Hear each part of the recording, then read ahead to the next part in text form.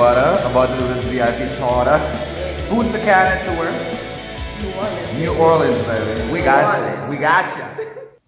Hi everyone, I am Fly Girl Coco and this is my very first YouTube video. Every day I'm always getting questions all on social media asking me how do I get into being a flight attendant and what is it like being a flight attendant. So I decided that I'll just go ahead, start a YouTube channel and just answer everyone's questions all at once. Just got back from a very long day. I had I don't know, I'm tired. I had like a 14-hour duty day from St. Louis to Punta Cana and Punta Cana back to St. Louis. Oh my god, I'm running on like 2.5 hours of sleep. I am so tired.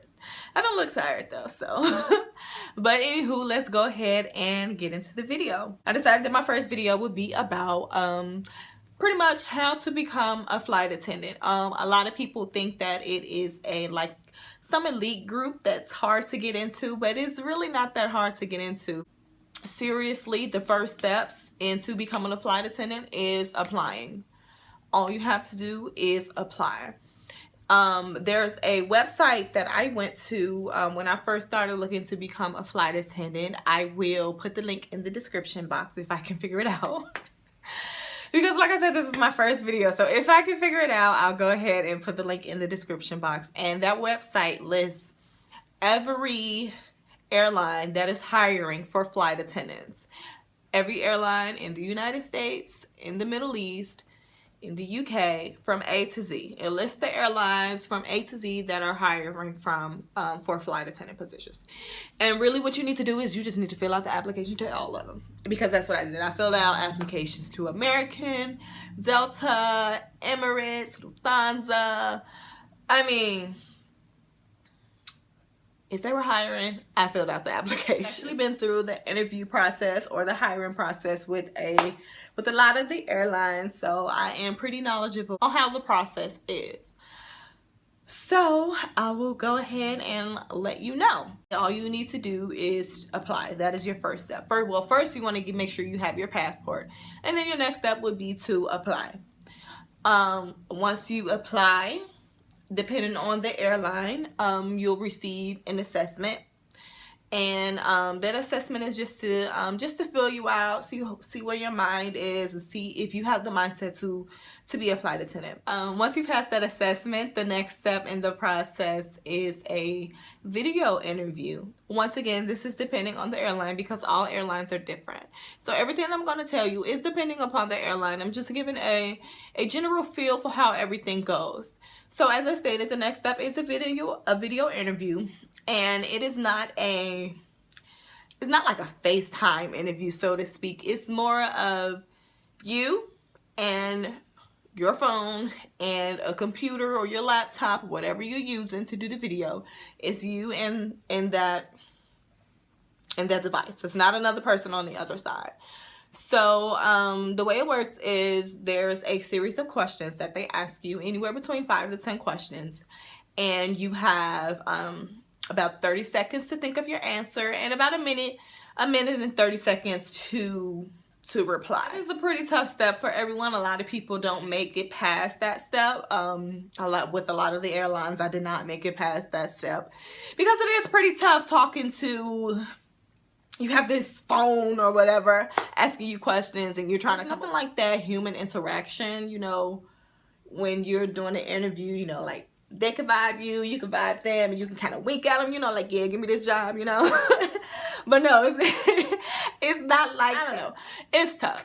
So that's the next step after the assessment. So once you pass the video interview, the next step would be the invite to a face-to-face. Now this face-to-face isn't necessarily one-on-one yet. It's more like a group setting. Depending on the airline, it can be anywhere between you and 30 other people or you and 500 other people that is at this group interview to get on with this airline. So the group interview is broken down into into about 3 parts. The first part is usually the introductory of the company. They try to get you all excited for the job. They let you know the pay. They let you know what life kind of would be like as a flight attendant. They let you know about life as a reserve a little bit. They go into a little bit of details about all of these things just to get you all excited. Like, yeah, I want to do this. I want to do this, right? So then after that, they split you off into groups because, like I said, there's so many of you. Depending on how many of you there are, they split you off into groups.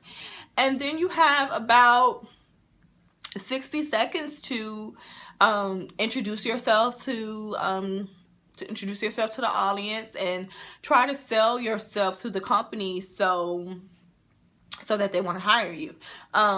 They have to get through everyone, so the time is really only about 60 seconds because, like I said, they have to get to everyone, and you have to sell yourself within that time. So depending on the airline, it's either you do that introductory and try to sell yourself, or they have you pick a question out of a hat or a bowl or whatever, and you have to answer that question off the top of your head. So after that, they decide who they like and who they don't like. And if they decide that they like you, then you go ahead on to the next step. And that final step is the 101 interviews. That is the interview with you and a recruiter. And at this point, they decided that they like you and they want to get to know you better. On the airline, you may or may not find out if you got the job that day. You may have to wait a week, you may have to wait 2 weeks, maybe a month. It just depends on the airline. Some airlines let you know that day if you have the job, and then some, they like to make you wait. So once that is over, you have your job offer, and now it's time for you to go to training. That's when it becomes tough for a lot of people because training is no joke. Training can be anywhere from 3 to 8 weeks in training. Some airlines are paid and some airlines are unpaid. Most of the time there are a series of tests that you have to pass. A lot of times there are tests at least twice a week. Some airlines you have tests every day. Some airlines you have tests every other day, but at least twice a week you can depend on having a test. And these tests must be passed with an 80% or higher, 90% or higher, depending on the airline. You have one time to fail and you can take a retake, but after that one time you're out of a job. So when it comes to once you get the job offer and you're going to make it to training, I don't necessarily recommend quitting your current job that you have because you have to make it to training. If you do not make it through training, then you are without a job. Now, if you just know that this is for you and you know that you're going to make it through training, then go ahead and quit your job. I mean, because who am I to tell you, that you're not going to make it? I mean, because that's what I did. I mean, like, nobody was going to tell me that I wasn't going to make it. Child, who not going to make it? Oh, okay. So I quit my job and I made it through training. But to each his own, it's however you want to deal with it. So once you go through training and you make it all the way to the end, you pass all of your tests, you do your comp checks and your drills and things like that. The next part is IOE, and that is, IOE stands for your initial operating experience. Some airlines just call it OE, which is just operating experience. Some airlines have you do that after training and some have you do it during training. So let's just say they're doing it during training, and then after you pass that is like your final, I would say your IOE is like your final on the job test. You're actually working, doing the job, and you're being tested on it. It's not really a big deal. It's not that hard. Past that, then you have your graduation ceremony where you get your wings and getting your wings. Those are just everything. So you get your wings and now you're finally a flight attendant. Yay! And you are on the line. It's pretty much the process that it takes to become a flight attendant. Literally the first step, all you have to do is apply. You just have to apply. Make sure you have your passport. Make sure your resume is up to date. Make sure it's looking good, really professional. Make sure you have a lot of customer service experience on your resume. Make sure you have your passport, and all you have to do is just get those applications out. Once you get your applications out, someone will hire you. And now, granted, the timeline The timeline from application to job offer varies from company to company, well, from airline to airline. Some people, the timeline is less than a month. Some people is a month. Some people it's a year or more. So you can pretty much say the bigger the airline, the longer the wait time. I mean, not necessarily, because no, don't say that. We're not gonna say that, because that doesn't necessarily count. Let's just say it varies from person to person, not from airline to airline. It varies person to person. That's what it takes. I hope you guys enjoyed my video. Please subscribe. Be nice to me, because this is my first video. I will have more videos coming. Next video will be on how to get through training, because getting through training is a completely different subject.